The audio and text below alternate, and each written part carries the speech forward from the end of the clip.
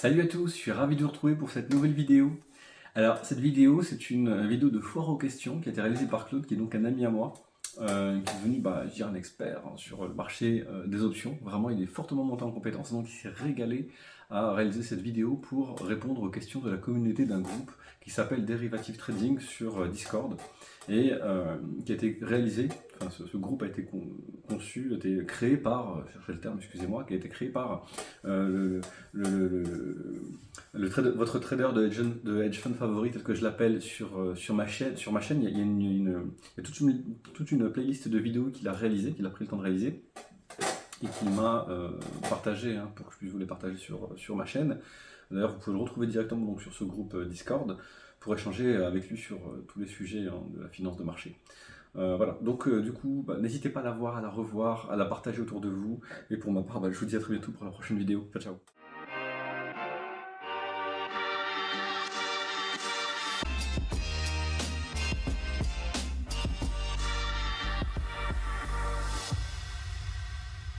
On va attaquer, 18h01, on va attaquer, donc je vais lancer l'enregistrement avant. Ok. Alors aujourd'hui, le thème, et on va essayer de ne rester que sur ce thème-là, sauf si on a du temps à la fin, on pourra aborder d'autres questions, mais le thème, ça va être le pricing. On a discuté avec Jay, je crois que c'était lundi, et on s'était mis d'accord que c'était un sujet à voir et à revoir. Et donc, ça va être mon objectif aujourd'hui. Alors, encore une fois, c'est FAQ débutant, donc je vais m'adresser aux plus débutants d'entre vous, tant dans le discours, tant dans les éléments que je vais présenter. Tout le monde est le bienvenu, évidemment, mais c'est des débutants que je vais privilégier dans la façon d'expliquer les choses, dans la façon de vulgariser. Aujourd'hui, pour aborder cette notion-là de pricing, des fois vous m'entendez dire pricing de prix. Pricing de prix, ça veut rien dire du tout. C'est ma petite expression à moi. Ce qui est pricé, ce sont des informations, c'est-à-dire des informations, des données qui se répercutent ensuite dans le prix des actifs. Pour aujourd'hui, je vais m'appuyer sur un exemple de trade que j'ai passé. Le dernier trade que j'ai posté, c'était un trade sur Euro USD en swing. Tu vois, Cambi, je fais aussi du swing. Là, c'était un trade en swing. Et vous allez voir à travers de ce trade-là la réflexion que j'ai eue, la démarche que j'ai eue, qui tourne et tout autour du pricing. En fait, c'est vraiment largement appuyé sur le pricing. C'est ce que je vais vous montrer. Alors, c'est pas un exemple à suivre, mon trade, c'est celui-ci. Pour ceux qui se souviennent, je crois que c'était le 13 mai, j'ai dit, je pense que le marché du Forex est en train de pricer la baisse du CPI US de mercredi. Donc mercredi, c'était le 15 mai, c'est 2 jours plus tard. Et donc le 13 mai, je décide de prendre un trade directionnel haussier. Excuse-moi Claude, juste 2 secondes. On voit pas ton écran en fait. Tu partages l'écran là? Alors je vais le partager. Non, Ah je ne le pardon. partage pas encore. Ah d'accord, ok. Autant pour moi, je croyais que tu l'avais partagé. Euh,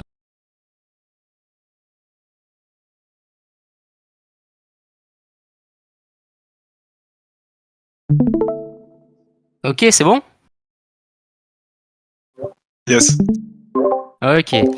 Donc, je vous disais que je vais m'appuyer sur le dernier trade que je vous ai posté dans le Discord. Vous pourrez aller voir. C'était le lundi 13 mai. Donc, c'est assez récent. C'est la semaine dernière.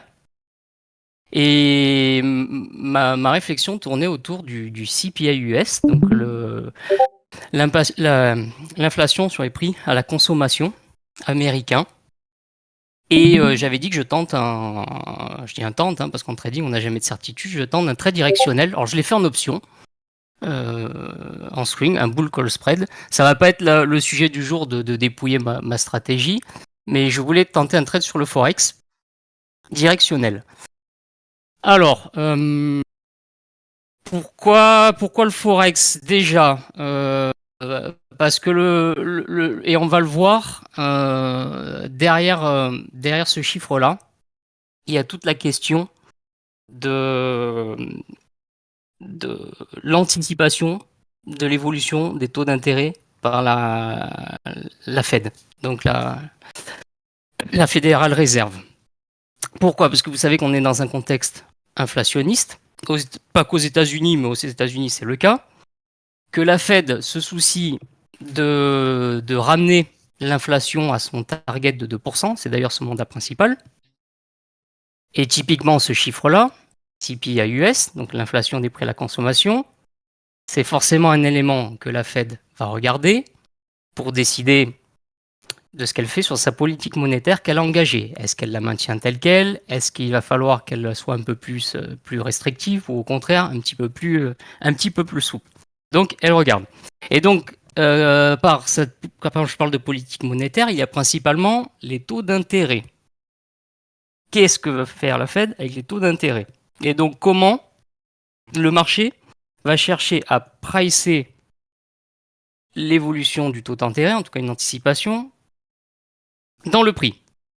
Et le Forex, c'est pour moi approprié, il n'y a pas que ça, mais en swing, je préférais faire ça parce que c'est vraiment un marché de taux d'intérêt, le Forex. Mis à part des contextes d'aversion pour le risque, mis à part ça de côté, on y reviendra tout à l'heure, les devises, elles évoluent principalement, essentiellement par rapport à des taux d'intérêt. D'accord? Vous savez que lorsqu'un pays a un taux d'intérêt élevé ou qui augmente, ça a tendance à faire augmenter la valeur de sa devise. Et inversement, baisse des taux d'intérêt directeurs d'un pays va avoir tendance, je dis bien tendance, parce que ça va dépendre du contexte, à faire baisser la valeur de sa devise. D'accord? Jusque-là, est-ce que ça va pour tout le monde, les plus débutants? Est-ce que c'est clair ou pas ce que je raconte? Ouais. Ouais? Oui, c'est bon pour moi. Ok, alors on va voir maintenant, je vais développer et on va voir les réflexions que j'ai parce que on va chercher à faire comme les traders, les traders professionnels, je parle d'eux, qui vont chercher à anticiper qu'est-ce que peut faire la Fed parce que c'est la Fed, les banques centrales, mais surtout la Fed, qui fait la pluie et le beau temps. Hein. C'est elle qui fait la pluie et le beau temps, c'est elle qui va diriger les taux d'intérêt, donc la valeur de la monnaie. Et donc le marché va chercher à anticiper ça pour s'adapter à ça. Nous, on va chercher à faire pareil. Et quand il anticipe ça, le trader, la banque, c'est pour faire quelque chose. Hein. C'est-à-dire se positionner, c'est pour prendre des décisions financières, se positionner à l'achat ou à la vente sur certains actifs. Vous vous doutez bien que si les banques, elles payent des armadas d'économistes, elles se payent des recherches bancaires à plusieurs millions, c'est pas juste pour le noter sur un bout de papier, mais c'est pour agir sur des décisions financières, soit pour spéculer ou pour se couvrir, peu importe. Donc, elles agissent. Donc, quand on a des données comme le CPI, comme ça, qui sont attendues, regardées, et qu'on a un chiffre qui sort différemment de ce qui est attendu, attendez-vous à ce qu'il y ait du mouvement sur le marché, parce que les investisseurs vont se positionner. Alors, ils se positionnent avant, parce qu'ils anticipent, et ils peuvent revoir leur positionnement après, en fonction de ce qui sort. Ok, ça va? Alors, je déroule. Ouais, alors ça, c'est pour rigoler. Hein, la plus grave maladie du cerveau, c'est de réfléchir, parce que c'est la réflexion que je vais vous développer ici. Alors encore une fois, c'est pas un exemple, hein, c'est pas. J'ai réfléchi comme ça, et c'est aussi pour vous montrer comment on peut se servir du Discord. Comment vous pouvez vous servir du Discord, ça veut pas dire qu'il faut raisonner comme je viens de le faire. Hein, il y a plusieurs façons de faire. Tout comme mon trade, c'est pas forcément un exemple à suivre, c'est juste un exemple sur lequel je peux m'appuyer par rapport à mon expérience. D'ailleurs, j'ai analysé, il y a des petits trucs que je ferais différemment, mais bon, ça c'est autre chose. Donc pas chercher à savoir si c'est un bon trade, mais à chercher à m'en servir comme appui pour vous développer la réflexion. Parce qu'on ne rentre pas dans un trade sans savoir pourquoi on y rentre. Hein. Ça, je pense que c'est clair pour tout le monde. Donc qu'est-ce que je vais chercher à faire? Deux choses, principalement. Une chose que je fais pas assez souvent, la première, spéculer sur le pricing du CPI US avant la sortie du chiffre. C'est-à-dire, le chiffre donc, qui sortait le 15, on était déjà vendredi dernier, le 10 mai, je me posais la question, et le 13 mai, je prends une décision.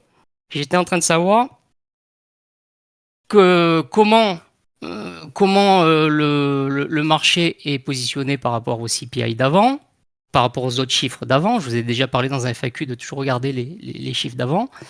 Et puis le consensus, la prévision pour le CPI du 15 sort. Et j'étais en train de poser la question, ce qui est anticipé le 15, est-ce que c'est dans les prix? Pour moi, ça l'était pas. Ça l'était pas. Et le CPI US, vous voyez, les prévisions, je vous l'affichais sur la planche, il prévoyait le consensus prévoyait un CPI, que ce soit pour le corps ou pour l'annuel, légèrement plus faible que le précédent. Donc je me suis dit, le marché, il va jusqu'au 15, c'est pas terminé, il va pricer une baisse du CPI US, et notamment sur le Forex. Ok? Donc première chose, je me suis dit, je vais peut-être moi aussi, si je suis pas trop tard, profiter de cette évolution des devises sur le Forex, de cet effet de pricing du CPI US avant la sortie du chiffre. Deuxième chose que je voulais faire, et ça on le verra, c'est parce que j'avais une forte conviction, c'est que mon trade puisse ensuite me permettre de spéculer après la sortie du chiffre, c'est-à-dire spéculer sur le fait que effectivement le CPI sera plus faible que le précédent, et même j'anticipais, encore plus faible que la prévision, et on verra pourquoi. Je fais, en général, j'essaie jamais, et je recommande pas, d'essayer d'anticiper la sortie d'un chiffre, parce qu'on peut pas savoir. On peut prévoir des scénarios en fonction de comment il sortira, mais on peut pas anticiper comment il sortira le chiffre.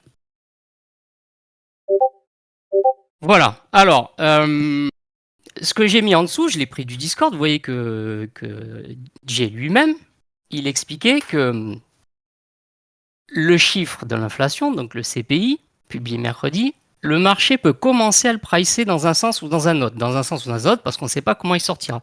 Dans un sens ou dans un autre, dès aujourd'hui. Ça, c'était le lundi matin. À garder en tête. Vous voyez, Jay, il nous met le doigt sur le sujet. Donc, c'était dans ma motivation. Ça va jusque-là? Vous m'interrompez, hein, ou si vous avez des réflexions à apporter. Hein. On a 1 heure. Hein. Non, c'est bon? Ok. Un point quand même. Vous pouvez le faire. Moi, je ne recommande pas de se positionner avant la sortie d'un chiffre en directionnel, c'est-à-dire en anticipant de comment il va sortir. C'est pas quelque chose que je recommande, mais sauf en option. Voilà, sauf sur des options, parce qu'en termes de gestion du risque, c'est quand même pas la même chose que directement au spot ou en futur. Mais de façon générale, c'est pas quelque chose que je recommande. Sauf si on a une forte conviction en mesurant bien ces risques. Je passe à la planche suivante, si c'est bon pour vous là-dessus. Alors, je vais vous ramener au cours. Et regardez-les bien, parce que demain, vous allez être interrogé. J'ai tiré des rappels. Vous voyez, c'est des screenshots que j'ai pris des cours de formation. Les premiers sur les cours d'économie. Et en particulier sur le pricing. Okay. Calendrier économique. Donc, je vous disais on avait le CPI américain qui allait sortir le mercredi. Je vous ai mis aussi l'IPP, donc c'est l'inflation c'est l'inflation des prix à la production. Ok, donc là c'est plus en amont par rapport au consommateur, on va dire que c'est plutôt en bout de chaîne. La production c'est en amont. C'est un chiffre qui est du coup évidemment très regardé par les marchés. Je vous l'ai mis là parce qu'il sortait un jour plus tôt, le 14 mai. Et ça peut influencer mon scénario, parce que ça aussi, c'est quelque chose que les marchés vont tenter de pricer. Et donc, selon comment il sort, mon scénario qui visait le lendemain, il fallait que je réajuste, éventuellement, que je sorte ou pas. Ok? Alors, le CPI, qui sait me dire comment il est...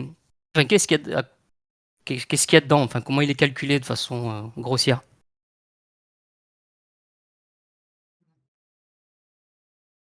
Personne ne sait ce que c'est? Si, c'est un panier de consommation, de consommables comprend aussi l'énergie, les loyers de l'immobilier, des trucs comme ça. Et après, il y a Exact. le corps où ils excluent justement les énergies et je sais plus quoi, l'IMO, je crois. L'agriculture et Alors, la saisonnalité. L'alimentaire, ouais, ça ouais, exclut l'alimentaire, voilà, c'est ça l'aliment. que j'ai oublié. Ok, exact. L'alimentaire Pardon, tu dis? et les énergies. Ok, ouais, parce Enfin, le que pétrole principalement. c'est considéré comme des postes Volatile. très Ouais. volatiles et pour avoir un chiffre plutôt stable, et c'est sorti. Bon, après, il existe plusieurs CPI, mais celui que vous venez de me décrire, c'est bien de ce sujet-là dont on parle. Et calculé et publié par le Bureau of Labor Statistics. Donc, c'est effectivement un panier, différentes catégories. Alors, l'alimentation, je, je crois qu'il y est, c'est dans le corps qu'il n'y est pas, hein. C'est ça que tu as voulu dire, hein. C'est pour ça qu'on a le CPI Core et le CPI général. CPI Core, on n'a pas l'alimentation et l'énergie, mais on l'a dans le général. Il y a le logement, hein, qui est dedans aussi, hein. Important, hein. On a les soins médicaux, les transports, tout ça, le logement, et on en parlera tout à l'heure, du logement, du loyer notamment. Donc c'est un panier, à partir sélectionné par le BLS, Bureau of Labor Statistics, dont je vous parlais. Cet institut, cet organisme va ensuite aller collecter des prix pour ces articles-là, pour ces postes-là, notamment avec des sondages. Ils mettent des pondérations. Ils vont pas mettre le même poids pour chacun des articles. Et dans leur moulinette, peu importe le calcul, c'est pas le sujet, ils vont en sortir un chiffre et qui vont mettre notamment en regard d'une période précédente par rapport à l'année dernière. Ok ? Donc ça, c'est le CPI. Donc calculé sur le prix d'un panier. Donc dedans, on a plusieurs choses, dont les loyers, et je vous le redis parce que on va en parler tout à l'heure. C'est ça qui m'a donné une conviction forte.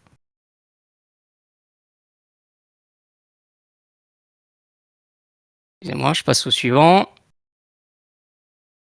Donc vous avez bien compris qu'avec ce qu'on vient de dire, ces éléments-là sont regardés de près. Ça, c'est tiré du cours toujours, hein. Donc c'est des rappels, hein.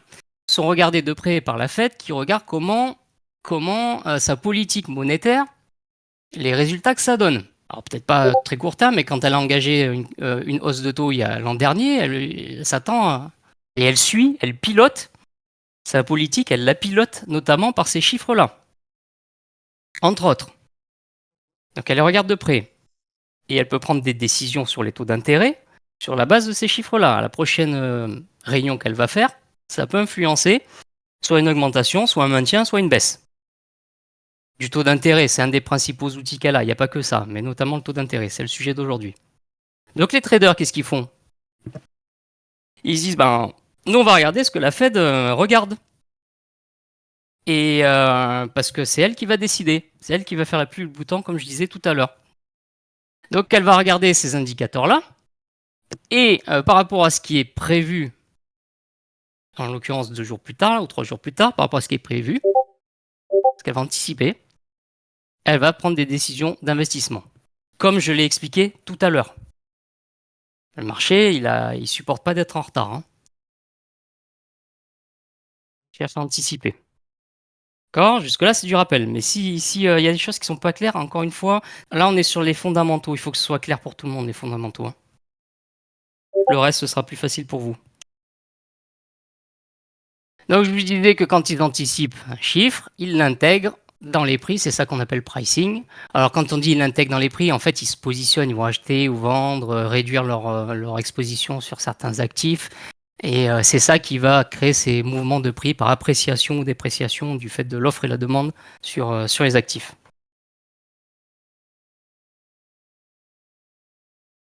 Donc je viens d'expliquer l'intégration dans les prix. Alors comment elle fait pour se dire je vais acheter ou vendre? Pourquoi elle ferait ça? Enfin le marché, pourquoi il ferait ça, le trader? Et c'est ces analystes qui font ça. Pour un actif, alors on parle de valeur intrinsèque ici. Quand on parle de valeur intrinsèque, ils vont estimer si effectivement, par exemple dans 3 mois, tel actif perdra de la valeur du fait de, par exemple, une augmentation des taux d'intérêt ou une baisse des taux d'intérêt, eh bien, ils vont considérer que la valeur intrinsèque, elle a diminué par rapport au marché. Donc ils vont chercher à vendre. Si au contraire ils se disent qu'un actif, il aura plus de valeur plus tard, si effectivement leur anticipation se produit, ils vont considérer que dès aujourd'hui, sa valeur intrinsèque est supérieure au prix du marché. Et que donc le marché, ça vaudra plus tard. Et donc c'est par rapport à cette comparaison de valeur intrinsèque vis-à-vis du prix du marché qu'ils vont diriger leur décision d'acheter ou de vendre. Toujours pareil par rapport à leurs anticipations, donc par rapport à leur espoir qu'il augmente l'actif ou qu'il baisse de valeur. Ça va, c'est clair ça? Je vous donne un exemple. Les obligations. Les obligations d'État. Si vous avez le taux d'intérêt qui diminue, les nouvelles obligations qui vont être émises par le Trésor américain vont avoir un taux d'intérêt plus faible. Donc un rendement plus faible. Donc les obligations actuelles qui ont un rendement plus élevé parce elles ont été émises dans un contexte où le taux d'intérêt était plus élevé, ces obligations-là actuelles, qui ne sont pas encore échues, quelque part leur valeur intrinsèque, elle a augmenté. Parce que celles-là ont plus de valeur d'obligation que les prochaines qui vont être émises. Donc vous allez avoir des investisseurs qui vont chercher à acheter sur le marché secondaire, parce qu'on peut les échanger, on peut les vendre, les acheter, les revendre, les titres obligataires. Vous allez avoir des investisseurs qui vont chercher à acheter maintenant les obligations en se disant, plus tard, elles offriront moins de rendement. Et donc vous allez avoir ces obligations-là actuelles qui vont, par l'effet du pricing, augmenter. Vont avoir le prix qui va augmenter. Vous comprenez ça? N'hésitez pas, on est entre nous. Donc, N'hésite pas à revenir sur la notion, Claude. À la répéter parce qu'elle est hyper importante. Hein. Ouais, ok. Donc je peux vous redonner l'exemple. Je peux vous donner d'abord l'exemple, tiens, l'iPhone. Bon, ça vaut ce que ça vaut l'exemple. Mais après, je reviendrai sur les obligations. Vous avez l'iPhone 13. Vous l'avez acheté. Il est neuf. Vous l'avez acheté 1000 balles, par exemple.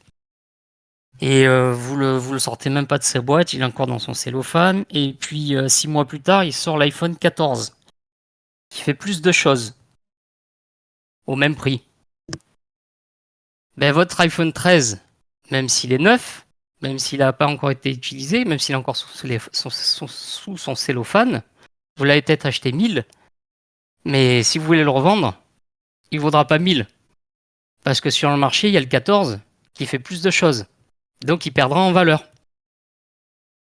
Sa valeur intrinsèque a diminué. Et si vous voulez absolument vous débarrasser de l'iPhone 13 pour acheter le 14, parce qu'il fait plus de choses, vous devrez le vendre moins cher que 1000 $. Alors si je reviens aux obligations, comme DJ, je vais réinsister. Vous êtes dans un contexte de taux d'intérêt actuel. Si les taux d'intérêt directeurs, je parle de cela, décidés par la Fed, les taux directeurs diminuent, baissent, et ça peut être le cas en fin d'année, par exemple. Du moins plutôt, si le marché anticipe que les taux directeurs vont baisser en fin d'année, okay, qu'est-ce qui va se passer à partir de la fin de cette année? Les nouvelles obligations qui seront émises par le Trésor américain à partir de la fin de cette année, avec des taux d'intérêt plus faibles, offriront aux investisseurs qui prêtent leur argent, enfin qui achètent les obligations, offriront des taux d'intérêt plus faibles. Donc les obligations émises à la fin de l'année auront un rendement inférieur à ce que l'on trouve aujourd'hui. Donc si le marché anticipe ça, il va se dire, oh ce qu'on a aujourd'hui, ça vaut plus. Ça vaut plus parce qu'il n'y en aura plus d'autres. Les prochains d'obligations feront moins de rendement. Donc celles actuelles, et puis elles n'auront pas une durée indéterminée, au bout d'un moment elles seront échues, vont prendre de la valeur parce qu'il y aura plus de demandes. Il va y avoir plus d'investisseurs qui vont dans ces obligations actuelles parce qu'actuellement elles offrent un rendement qui ne sera plus offert plus tard à la fin de l'année quand les taux directeurs auront baissé. Et donc s'il y a plus de demandes sur les obligations actuelles, vous avez le prix de l'obligation qui monte. Et Claude, Et observez ça. Et donc ça, ils le font par anticipation. Hein. Ils vont pas attendre la fin de l'année, les investisseurs, pour commencer à se jeter sur les obligations actuelles, les titres actuels. Et donc, c'est l'observation aussi de ces prix sur le marché obligataire qui doit vous donner, vous, une indication de ce qu'anticipe le marché. Et tu pour quand. m'entends? Ouais. Dis-moi, comment tu fais pour savoir que, par exemple, les obligations, les prochaines, seront plus faibles en rendement? Ben, c'est mécanique. Tu vois, c'est mécanique. C'est pas que je sais, c'est que c'est comme ça que ça fonctionne. Si les obligations là, l'intérêt qui est fourni, qui est adossé à une obligation quand elle est émise, il est corrélé au taux d'intérêt actuel. D'accord. Tu veux la personne qui va prêter. À moins qu'il y ait un contexte d'aversion forte pour le risque, elle va prêter, elle va dire écoute, vu les taux d'intérêt qu'il y a par ailleurs, dirigés par la Fed, moi je veux bien te prêter, même au Trésor américain, je veux bien te prêter, mais tu m'offres un taux d'intérêt qui vaut au moins ça. Quoi. D'accord? Ok, Il va donc être pris pour référence. Donc si le taux d'intérêt directeur il diminue, ben, si tu veux, mécaniquement, les taux d'intérêt des obligations qui sont émises plus tard diminuent également. Ok. Et le coût de la valeur intrinsèque, c'est ça que tu dis?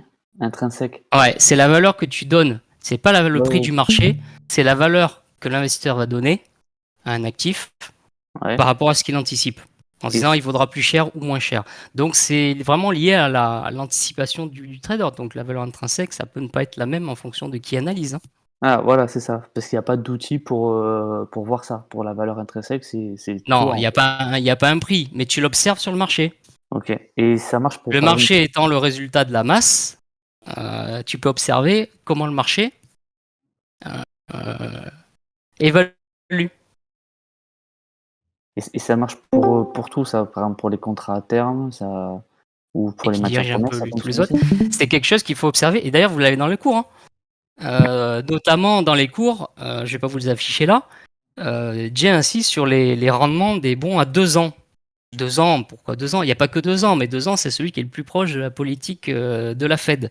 Observez les rendements et donc, quelque part, le prix des obligations à 2 ans, ça vous donne une indication de ce qu'anticipe le marché sur la politique de la Fed. Et donc ça, nous, on le regarde parce qu'on cherche à se mettre dans le bon sens. Et le bon sens, c'est quoi? C'est le sens du marché. Parce que là, en trading, l'important, c'est d'être dans le bon sens. Hein. C'est pas de taper le plus haut ou le plus bas du jour. C'est vraiment d'être dans le bon sens. Et pour être dans le bon sens, il faut être dans le sens du marché.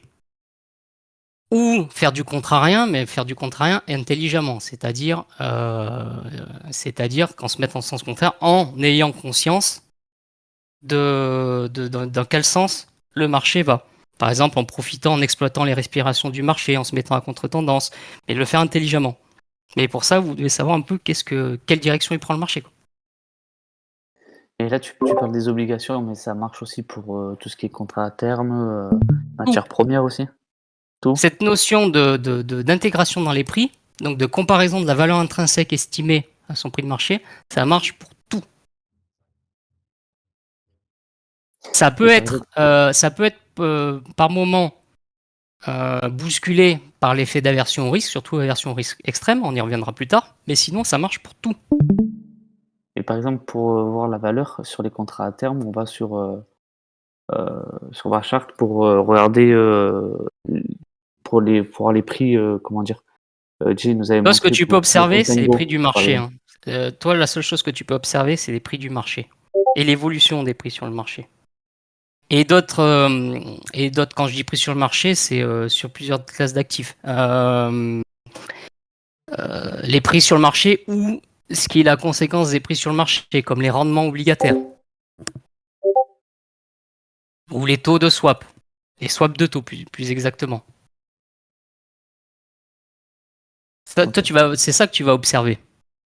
La valeur intrinsèque, ça c'est une notion qui est quelque part dans les esprits, abstraite, qui va se concrétiser ensuite sur le marché. Et ça prend un peu de temps, le temps que ce soit intégré dans le prix.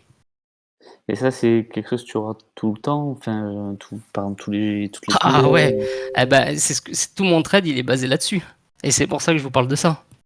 Ok. Euro au dollar, j'ai voulu acheter de l'euro et vendre du dollar américain. Parce que quand on fait sur le Forex, on est Ouais. sur 2 devises. Hein. Je cherchais pas à jouer la valeur de l'euro. Parce que pour que ça monte l'euro au dollar, il faut que soit l'euro monte, prenne de la valeur, soit que le dollar américain perde de la valeur. Ce que je jouais moi, c'était une perte de valeur, une dépréciation du dollar américain du fait de l'anticipation du CPI. C'est ça que j'étais en train de trader. Donc qu'est-ce que j'ai fait là? J'étais en train de me dire la valeur intrinsèque du dollar américain, compte tenu de l'attente du CPI qui sera plus faible que précédemment, eh ben, il va perdre de la valeur. Et c'est ça qui va se traduire sur le marché du Forex. C'est ça que j'ai tradé. Donc cette intégration-là, cet raisonnement, là, je l'ai fait. Et je le fais pour tout. Ok, donc à Donc chaque j'ai fois acheté que... de l'euro et vendu du dollar. Et j'ai fait ce que les traders font là. Et c'est écrit, j'ai acheté l'euro, vendu de dollar dans l'espoir que le dollar diminue de valeur. Tout simplement, c'est ça que j'ai fait. Ça va? C'est plus clair? Ouais, moi, enfin, pour moi, c'est un peu plus clair, là. N'hésite pas, hein. De toute façon, on va y Ouais, ouais. revenir. Mais ça, c'est ce qui fait bouger les marchés. Hein. De toute façon, c'est Ouais. pas chercher midi à 14h. C'est ça et la peur, enfin l'aversion pour le risque, la peur extrême. Donc je vous ai mis la devise des Shadok. Quand on ne sait pas où l'on va, il faut y aller le plus vite pour rigoler. C'est juste que on réfléchit pour savoir où va le marché, où il va aller. Quoi. Et donc c'est ce raisonnement-là. Oui? L'émission des titres, des obligations, elle se fait combien de la fréquence? La fréquence, c'est combien Il y en a très. Alors, si on parle du marché US, même c'est pareil ouais, sur d'autres économies, c'est très régulier. Il y en a au moins tous les mois. De ce que j'observe, il y en a au moins tous les mois. Alors, tu as différentes échéances, hein, du court terme, du long terme. T'as pas tout en même temps sur le même jour. Mais si tu les as dans le calendrier économique, hein, tu peux l'observer. Tu regardes dans le calendrier économique, tu vois adjudication, si c'est en français. Ce sont les enchères. Attendez, j'en ai un sous les yeux. Pile poil. Vous voyez ici, alors c'est peut-être petit. Adjudication, tes bills à 4 mois. Les bills, ce sont les bons pour court terme. 4 semaines. Donc ça, c'est une enchère. Donc il y a une émission, elle est sortie d'ailleurs. Ouais. Et une enchère, enfin une émission de titres obligataires américains à 4 semaines. On avait 8 semaines également. TIPS, c'est une autre notion. Je ne vais pas revenir dessus pour l'instant, mais c'est une autre notion importante. Donc il y en a régulièrement. Tu vois, il y en a aujourd'hui. d'accord. Il y en a au moins tous les mois. Hein. Enfin, quand je veux dire, des obligations, par exemple, du 10 ans, t'en as tous les mois. Ça va, ça répond à ta question? Ouais, ouais, merci. Bien. Alors, une Oui. fois que j'ai dit ça, vous voyez, jusque-là, J'ai pour l'instant, oui? j'ai une petite Vas-y, question, Claude. vas-y, n'hésite pas. Sur les bons de 2 ans, les taux, ils varient tous les jours ou pas? Le taux, alors attention, tu as le taux d'un titre obligataire, c'est-à-dire combien d'intérêt tu perçois, toi, en tant que prêteur à l'État. Investisseur? Ouais, Bah, il bouge pas jusqu'à la durée de vie de ton titre obligataire. d'accord. OK? Et toi, je pense que tu parles du rendement. Oui, c'est Alors, le yield, c'est ça? le rendement, ouais, alors le rendement, c'est ça. Le C'est rendement, ça. c'est quelque part, c'est combien par rapport au prix de l'obligation, son nominal, on appelle ça le nominal, prix de l'obligation. Lui, le prix de l'obligation, lui, par contre, qui s'échange sur le marché libre, lui, il évolue tous les jours. enfin même toutes les secondes, que ce soit le 2 ans ou autre. Lui, il évolue à la hausse ou à la baisse. Ok? Et c'est cette évolution du prix du titre obligataire qui fait que, je sais pas moi, si par exemple tu avais 4% d'intérêt sur une action que tu as acheté 1000, ok? Mhm. Si maintenant tu la revends à quelqu'un qui 1200 parce qu'elle a pris plus d'intérêt, il y a quelqu'un qui est prêt à te l'acheter 1200. Il recevra Mhm. toujours 4% annualisé, enfin c'est ok, 4%. Et ben quelque part, son rendement sera plus faible parce qu'il aura mis sur la table une somme plus importante pour Oui. avoir quand même 4%. Donc son rendement baisse. Donc toi, tu parles peut-être du rendement. Et effectivement, le rendement, il évolue en permanence parce qu'il est corrélé à la valeur de l'obligation. Et le rendement, c'est ce qu'on appelle le yield, c'est ça? Oui, Sur les charts. D'accord. oui. D'accord. Ouais. Donc, il faut voir, en fait, il faut l'acheter dès qu'elle sort, c'est le mieux, en gros. Bah, ça dépend ce que tu anticipes. Ouais, je vois. Ça, D'accord, ça, ok. ça- je sais pas, moi, là, on est dans un contexte où l'inflation, sauf si elle rebondit, est plutôt en train de diminuer. Donc, on est plutôt dans une fête qui va, à un moment donné, baisser les taux. La question, c'est plutôt quand en ce moment que se pose un marché.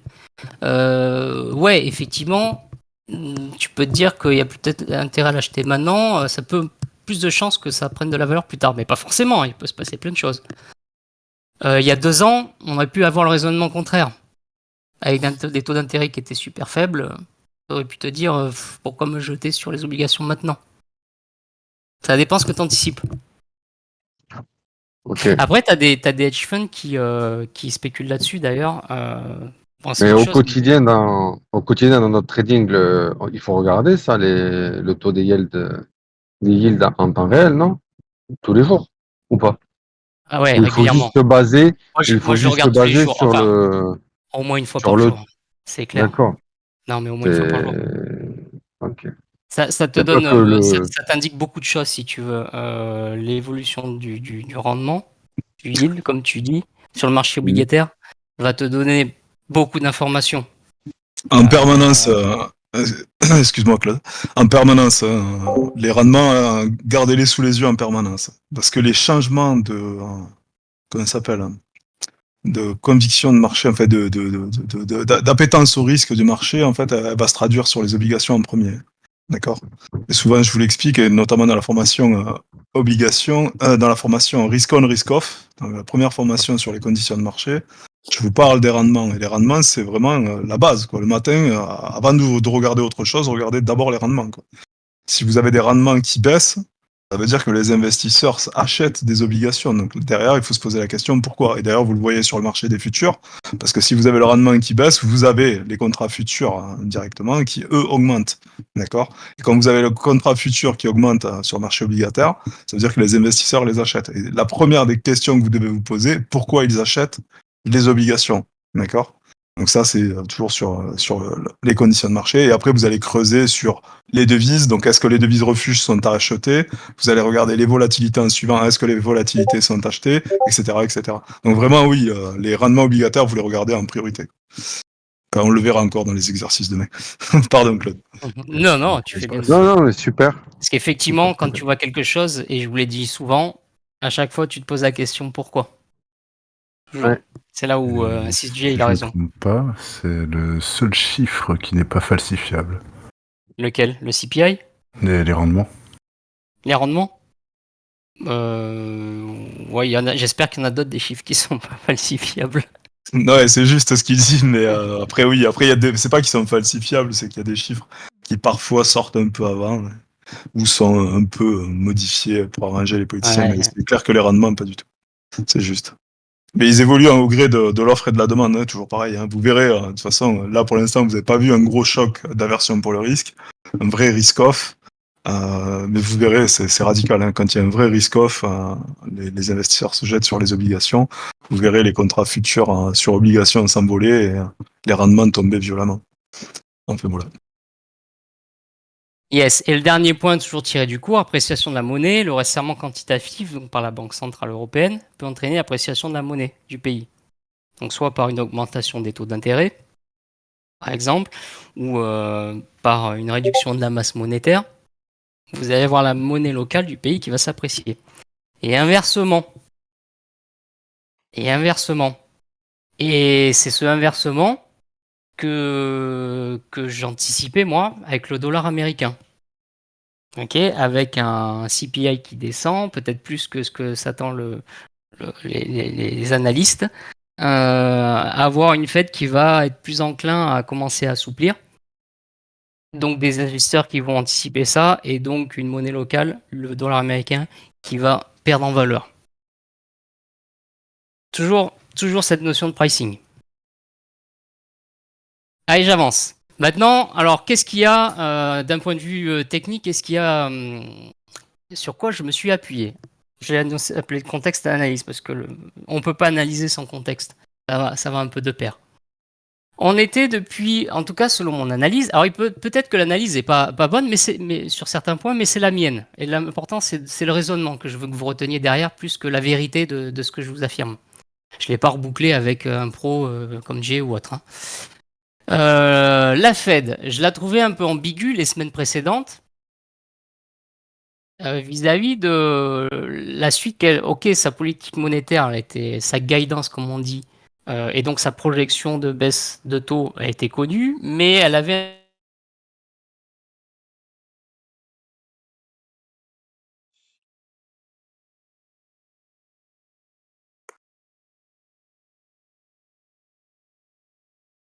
On n'a plus de son, Claude. Je sais pas si c'est bon. Ouais, il a bugué, je crois. Il a bugué. On a perdu Claude. Ah, Claude, ça s'est arrêté à la guidance. Désolé. arrêtez à la guidance. Ok. Vous n'avez pas perdu grand-chose. Donc je trouvais que par son discours, les banquiers, les membres de la Banque centrale étaient pas très clairs, un peu ambigus sur le côté hawkish ou au dovish. Quand bien même la guidance, elle est connue, les projections de baisse de taux sont connues, elle n'était pas très claire sur les possibles ajustements qu'elle pourrait opérer. Et donc, je sentais un marché comme moi qui était partagé sur la première baisse de taux en septembre. Parce que je vous rappelle que la question, même si on a entendu parler elle peut même monter les taux, il y en a même, je crois, des banquiers centraux qui en parlaient. Le marché, sa question, c'est plutôt, elle va baisser les taux, mais quand? Et on peut voir d'ailleurs par un outil, là, le CME FedWatch Tool, les prévisions du marché. Alors, c'est le marché des Fed Funds futurs qu'il y a derrière. Ces prévisions à plutôt court terme, voire moyen terme, mais plutôt court terme, sur qu'est-ce que peut faire la Fed quant à cette hausse ou baisse de taux ou maintien des taux. Je vous l'affiche. Je ne sais pas si... donc c'est sur le site du CME. Je ne sais pas si tout le monde connaît cet outil-là. Est-ce qu'il y en a qui ne connaissent pas? Le FedWatch Tool. C'est évoqué dans une formation. Ah, moi, je connais pas. Je connais pas non plus. Ok. Alors, c'est accès libre, public, gratuit, sur le site du CME. Ça s'appelle comme ça, FedWatch Tool. On en parle dans une formation. C'est basé sur, si vous voulez, sur des positionnements. Je ne vais pas trop rentrer dans le détail, mais sur des positionnements sur le marché des contrats futurs sur les Fed Funds, donc les taux d'intérêt entre les banques commerciales peuvent se prêter de l'argent, les banques commerciales entre elles, et elles vont appliquer un taux d'intérêt qui est d'ailleurs basé sur le taux directeur, enfin du moins corrélé, et il y a des contrats futurs là-dessus, parce que les marchés utilisent ça pour soit anticiper, spéculer, soit pour se couvrir sur des anticipations d'évolution des taux d'intérêt directeurs. Et donc, à partir de ces informations-là, le CME, il sort un graphique qui va donner une prévision latente du marché, ce qu'il anticipe quant au mouvement de la Fed sur le taux directeur. Donc ici, le taux directeur, la fourchette actuelle, d'ailleurs c'est marqué ici, là, 5,25, 5,50, hein, c'est toujours une fourchette. Hein. On est à, si je ne dis pas, on est à 5,50 je crois, %. On parle de 5,50, c'est une fourchette en réalité. Mais ça, c'est le taux directeur actuel. On est dans la fourchette actuelle, ouais, tout à fait. 5,25, 5,50, c'est ça. 5,25, 5,50. Ok.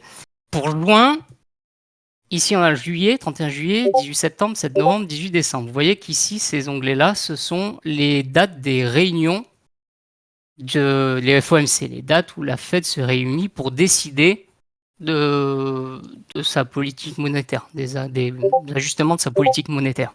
D'accord? Elle a le droit de décider des choses en dehors de ces réunions, mais c'est assez rare. C'est des contextes très particuliers. Donc la prochaine, c'est en juin.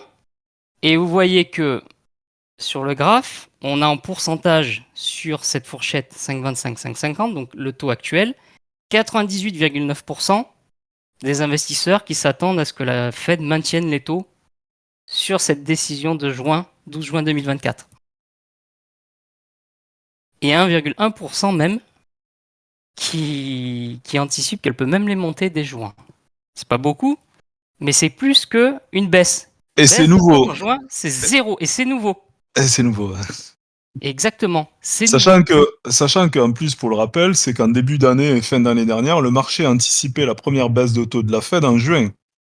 C'est-à-dire que dans le pricing, qui est totalement dans la thématique du jour, entre fin d'année dernière, voire janvier 2024, on a un marché qui s'est mis à pricer que la Fed finalement ne baisserait pas les taux en juin. Elle était pricée pour juin, la première baisse de taux. Pour ceux qui suivent les marchés depuis un moment, et notamment ceux qui sont sur le FX et qui ont l'habitude du FX, vous le savez, la Fed, le marché attendait à ce qu'elle baisse les taux en juin. Donc là maintenant, il est quasiment catégorique pour les traders que la Fed ne baissera pas les taux en juin. Vas-y, je te laisse poursuivre. Ouais, c'est ça. Vous voyez, 0%. Il n'y a pas une personne qui pense qu'elle peut les baisser sur la masse. Okay. Je regarde la réunion de juillet. Réunion de juillet. J'ai encore 1% qui pense qu'elle peut les monter en juillet. 86,8%, donc une énorme majorité des investisseurs qui pensent qu'en juillet, elle continuera de maintenir le taux d'intérêt directeur dans cette fourchette, dans la fourchette actuelle. Là, on commence à avoir un petit peu plus d'investisseurs, ils sont minoritaires, qui disent qu'elle peut déjà décider de les baisser le 31 juillet, mais c'est pas grand monde. Là, c'est Goldman Sachs. Là. C'est Goldman Sachs. Ah oui, c'est vrai qu'eux sont toujours optimistes. Ouais, ils sont très optimistes sur les baisses de taux. Goldman Sachs. Vous l'avez dans la recherche bancaire, vous le verrez régulièrement. Goldman Sachs, pour l'instant, ils ont en projection que la Fed baissera les taux autour de cette période-là. 18 septembre, parce que la question au moment, la semaine dernière, il y a 2 semaines, la question que je voyais du marché, c'était c'est en septembre qu'elle va commencer à les baisser. Et ça, c'est l'état actuel. Après le CPI, après d'autres choses. Alors là, vous voyez qu'il est partagé, le marché. Il est partagé quasiment moite-moite entre elle va les baisser. Alors les baisser, c'est le 46,5%. C'est la fourchette d'en dessous. Et elle va les maintenir. Les autres, j'oublie. C'est partagé. Ok ? Il n'y a pas de consensus. On passe à novembre. Voilà, là on a un peu plus de monde, mais c'est pas non plus une grosse majorité qui pense qu'elle va commencer à baisser dès novembre. Et c'est plutôt à partir de décembre, vous voyez, on a plus que 16,8% qui pensent, on va dire même 17 si je rajoute les 0,2, plus que 17 qui pensent que elle va pas les maintenir ou les monter. C'est-à-dire que tout le reste pense qu'elle va les baisser en décembre. Ça, c'est des pourcentages, hein, c'est des anticipations. Donc si je reviens en septembre, parce que c'était la question au moment où j'ai analysé, je me suis dit le marché il est hyper partagé. Je reviens à ce truc-là. Enfin, ça c'est bon, c'est compris, cet outil-là c'est un outil que vous pouvez utiliser. Hein. C'est mis à jour, alors temps réel, je sais pas, mais plusieurs fois par jour. Cet outil, en fait, excusez-moi Claude, cet outil, c'est quoi? C'est un sondage que répondent les pros? C'est quelle crédibilité on peut... En fait, ça reste... C'est la Fed qui décide au final. Non, mais ça va plus loin que ça. En fait, tu sais, sur les formations qu'on a évoquées, enfin, qu'on a fait justement sur les pricing, quand j'évoque cette partie-là, je vous parle des swaps notamment. Et ça, c'est basé sur les contrats futurs et les swaps. C'est-à-dire que les mouvements que tu observes en contrat futur sur obligations et les swaps de taux, ça génère ce pari-là, en fait. Après, vous verrez quand on rentrera dans le dans la technique sur le trading de swap et en future obligation, vous verrez à quel niveau, en fait, on va considérer que c'est un marché qui price une baisse de taux ou à l'inverse une hausse de taux. D'accord? Mais c'est en temps réel en réalité. Hein. D'accord, ok. Et c'est C'est en fait, mécanique, c'est hein. ouais, c'est hyper Oui. important. En fait, c'est en fonction du flow. Hein. Tu le vois, en plus, c'est marqué là-haut. Hein. Tu as le contrat ZQ, derrière, tu as le nombre y a pas le contrat, t'as pas le nombre de contrats, mais enfin bref, tu as le prix actuel sur le contrat ZQ, tu vois, 94, et ça, c'est un niveau de prix qui va déterminer un pricing, par exemple. Et ça se fait sur plusieurs échéances. Et après, bon, on rentrera dans la technique du trading obligataire, et notamment des techniques intercommo. En fait, comment on fait, par exemple, pour acheter un contrat à 2 ans, vendre un contrat à 10 ans, inversement, vendre un contrat à 2 ans, acheter un contrat à 10 ans, fonction de ce qu'on attend de la politique de la Banque centrale. Vous verrez que le marché obligataire, c'est pas juste un mouvement directionnel sur lequel on va spéculer en scalping. Vous verrez, c'est plus poussé que ça et c'est complètement lié à la politique de la Banque centrale. Ce qu'attend le marché, ce qu'on attend nous en tant qu'analystes, éventuellement, si nous-mêmes on se considère en professionnel et qu'on analyse et qu'on considère que la Banque centrale va monter les taux ou non, etc., etc. Mais vous le verrez ça au fur et à mesure des formations. Mais c'est du concret. Là, le FedWatch Tool, utilisez-le régulièrement. D'accord, ok. Merci. Après, c'est crédible par rapport à ce que le marché anticipe. Ça ne veut pas dire que la Fed va faire ça. Et d'ailleurs, vous le voyez, ça n'arrête pas de shifter vers la droite, les anticipations de baisse. Parce que le marché, il faut savoir il a toujours tendance à être impatient. Il est toujours très impatient. Comme le disait Jay, c'était en juin. Et puis même, il y a encore pas si longtemps, c'était en mars que le marché s'attendait à une baisse de taux. Et puis avant, c'était même fin d'année dernière. Il est toujours très impatient, donc ça ne veut pas dire que c'est ce qui va se produire, mais c'est l'état actuel de son anticipation et donc de comment lui, le marché, il price le prix. Dans les options, Claude, à gauche, tu as SOFR. Ici. SOFR Ouais. Watch, ouais, tu cliques dessus. Là, c'est vite fait une petite digression rapide. Et là, vous voyez pareil sur le pricing. À partir de fin d'année, en fait, on envisage une baisse, quoi, concrètement, sur le chart de droite en haut. Ouais, ici. Voilà, exactement. Voilà. Quand ça Donc on descend là, voit, boum, ça commence C'est novembre. une baisse de quoi? Non. une baisse de taux. Ça baisse à novembre. Ok. Les baisses de taux, en fait. Voilà, le marché, concrètement, pour l'instant, par rapport au positionnement, là, tous les contrats que vous avez, là, c'est des contrats futurs en obligation. Mais ça, vous verrez, on y rentrera dans le détail technique quand on attaquera le trading obligation. Vous maîtrisiez un petit peu plus. Et là, vous avez tout. Hein. D'accord? Vas-y, je te laisse, Claude. Donc ce que je voulais dire, donc le marché, donc il est toujours très impatient, donc il faut avoir ça en tête. Là, il est partagé pour septembre. Quand le marché il est partagé, il a tendance à être très très très sensible au moindre chiffre qui va sortir.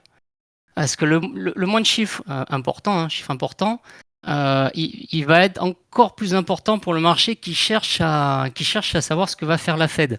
Et ça, c'est d'autant plus remarquable quand le marché il est pas indécis, il est partagé, quoi. Donc on peut s'attendre, comme typiquement dans ce contexte-là, CPI et le pricing du CPI, on pouvait s'attendre à du fort mouvement sur le marché, un fort potentiel de mouvement, et surtout avec le CPI dans le contexte inflationniste actuel. Donc ça, c'est des opportunités pour nous, hein, quand le marché il est partagé comme ça. Hein. C'est pas toujours facile de naviguer, parce que quand le marché est partagé, il peut aller dans un sens comme dans l'autre. C'est pas facile, mais c'est des opportunités de mouvement. Donc ça, c'était pour le premier point. Le deuxième point, je vous en ai parlé. Bon, c'est toujours le cas. Du coup, je passe plus rapidement sur la suite. Dans le contexte, on avait un chiffre important qui était sorti la semaine d'avant le 13 mai. Les inscriptions hebdomadaires au chômage américain. Et elles étaient sorties supérieures aux attentes. Si je parle de ça, c'est que toujours en termes de pricing, on avait un marché qui du coup avait commencé début de semaine d'avant, avant le CPI, à intégrer dans les prix une possible baisse du taux d'intérêt ou bien un maintien du taux d'intérêt plus court que ce que la Fed envisage initialement. Et surtout, pour vous ramener au sujet de l'impatience, enfin un chiffre qui va faire dire au marché, ah, voilà enfin une ouverture sur la Fed qui va commencer à se calmer. Voilà enfin, parce que jusque-là, on avait des chiffres quand même qui étaient sur l'économie US, qui étaient quand même vachement bons, et pas de quoi se dire la Fed, elle va assouplir. Là, enfin une ouverture. Et d'ailleurs, vous le voyez, Jay, je vous le dis, Jay, il nous met le doigt sur les trucs, il nous apprend à analyser et il nous accompagne en mettant le doigt sur les trucs. Regardez, il a écrit lui-même, publication des chiffres du chômage qui ont alimenté les espoirs de réduction des taux d'intérêt. Si vous ramenez à ça le marché qui est partagé, le marché qui est impatient, et il a ça, des espoirs qui naissent, et donc quelque part dans la tête du marché, une dynamique à anticiper un peu plus fermement une baisse du taux, et donc une dépréciation du dollar américain. Vous me suivez?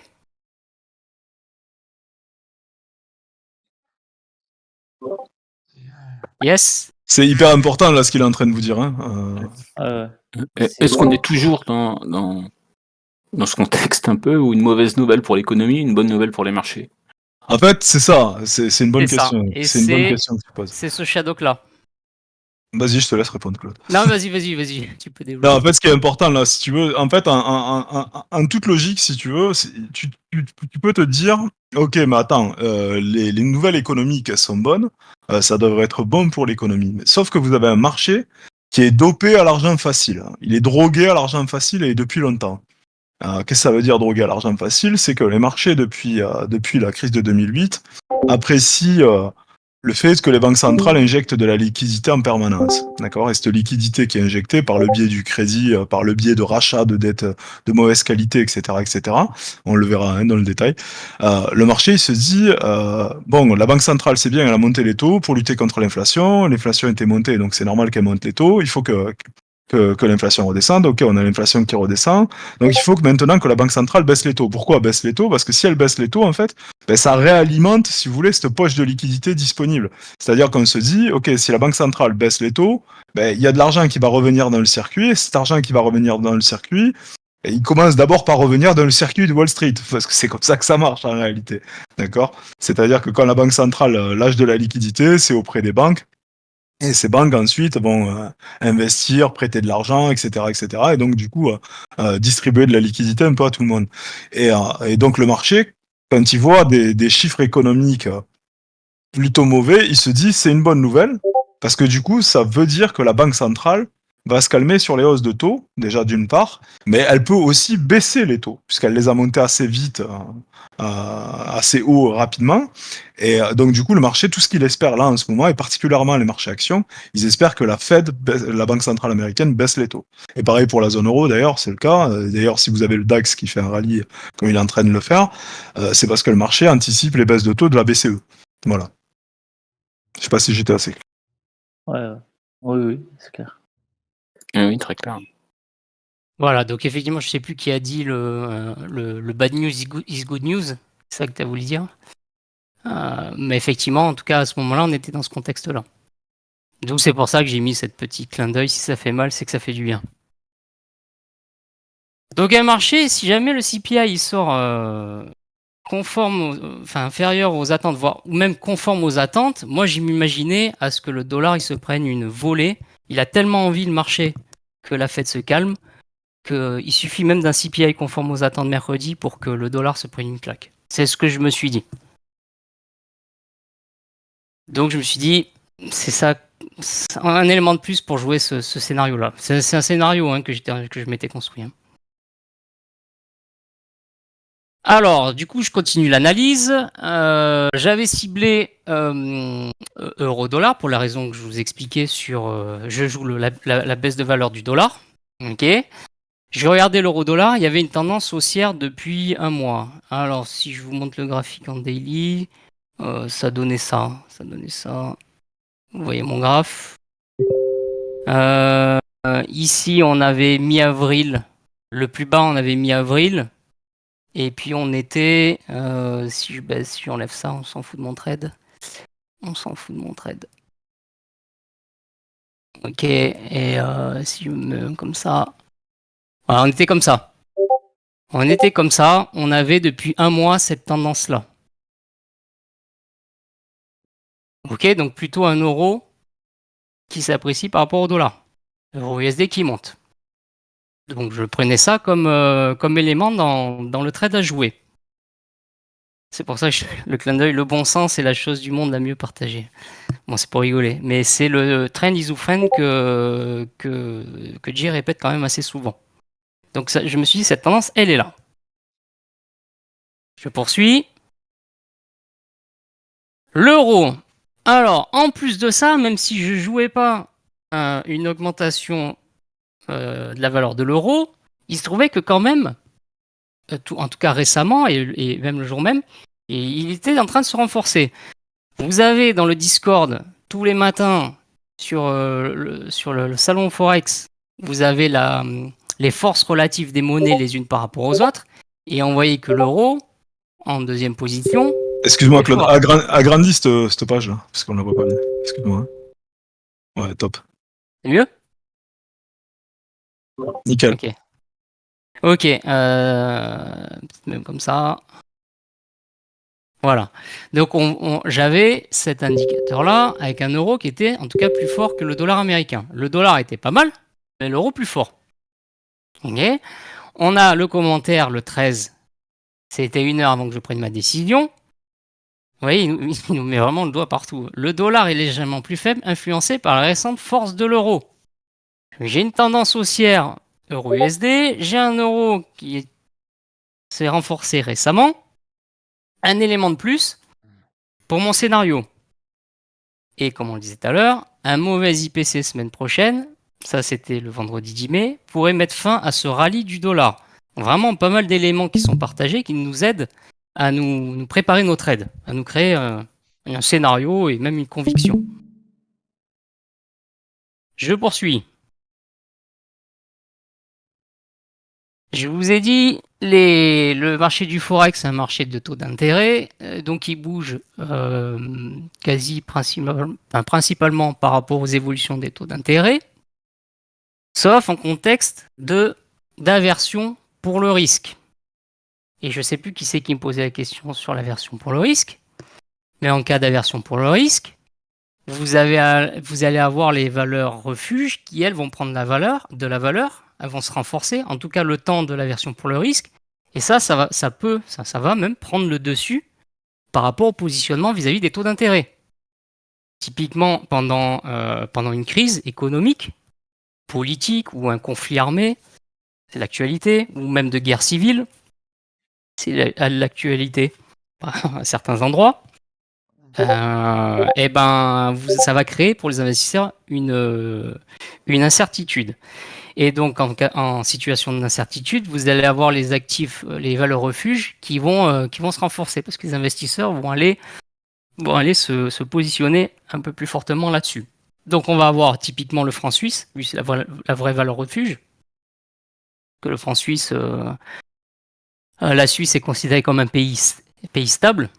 D'accord, par sa neutralité. Donc, on va avoir des investisseurs qui vont aller mettre à l'abri leurs capitaux là-bas, donc un renforcement du franc suisse. Ok. L'or également, l'or étant considéré comme un actif qui ne se déprécie pas dans le temps, et donc c'est là une des rares matières premières d'ailleurs qui prend de la valeur en contexte d'aversion pour le risque.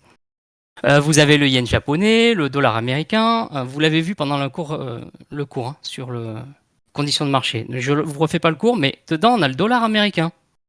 Donc le dollar américain, en cas d'aversion pour le risque, il aurait mis à mal mon scénario. Parce que s'il se renforce, quand bien même les investisseurs anticipent une baisse des taux d'intérêt, en cas d'aversion pour le risque, il va se renforcer. Et donc mettre à mal mon scénario. Donc je gardais ça à l'œil. Bon, ça tombait bien, on était en contexte de risk-on, c'est-à-dire d'appétit pour le risque depuis quelques temps. Je le surveillais notamment par les rendements américains, notamment le 2 ans, on en parlait tout à l'heure, hein. L'aversion pour le risque, les marchés, les obligations d'État font partie des premiers actifs sur lesquels se jettent les investisseurs en cas d'aversion pour le risque. Bon là, les rendements diminuaient, et rediminuaient en tout cas. Ça voulait dire que le prix des obligations montait. Je suis allé regarder pourquoi. C'était pas pour de l'aversion pour le risque. En l'occurrence, je pense que si les obligations prenaient de la valeur, c'est parce que le marché anticipait que la Fed allait commencer à se calmer. Mais pas la version pour le risque. C'était pas du flight pour safety. Et j'avais une confirmation toujours le jour même, je crois une demi-heure avant que je prenne ma décision. Avec le repli des rendements obligataires, vous voyez, on en parle, je faisais la même chose. Le risk on prime pour le moment. Appétit pour le risque. Donc ça, c'était bon pour mon scénario. Le Shadok, là, l'escalier, ce bordel, ça c'est parce que c'est pas évident au départ entre la valeur de l'obligation qui monte, mais le rendement diminue, et inversement, ça m'a fait sourire, donc c'est pour ça que je vous ai mis ce clin d'œil sur les escaliers qui se croisent. Mais ça, c'est un schéma C'est bientôt intellectuel. Shadok. Ça, à force, ça va être du réflexe, hein. On va vous dire rendement obligataire qui diminue, vous comprendrez que c'est la valeur de l'obligation qui monte, et vous poserez la question pourquoi ça monte. Est-ce que c'est du risk-off? Est-ce que c'est une anticipation de baisse de taux d'intérêt? Tout ça, vous inquiétez pas, ça va s'ancrer dans le cerveau et devenir un réflexe. Évidemment, il faut regarder le calendrier des chiffres économiques, pas que ceux passés, j'ai fait pour le passé tout à l'heure, mais ceux à venir, pour quadriller le terrain. Parce qu'encore une fois, je vous ai dit que le marché, il allait regarder chacun des chiffres économiques importants qui sort, revoir son pricing, enfin ses anticipations, il peut le revoir si chacun de ces chiffres qui sort, il sort en écart par rapport au consensus. Donc, entre mon trade qui visait le CPI le 15 mai, et ma décision de rentrer dans le 13 mai, il y avait des choses.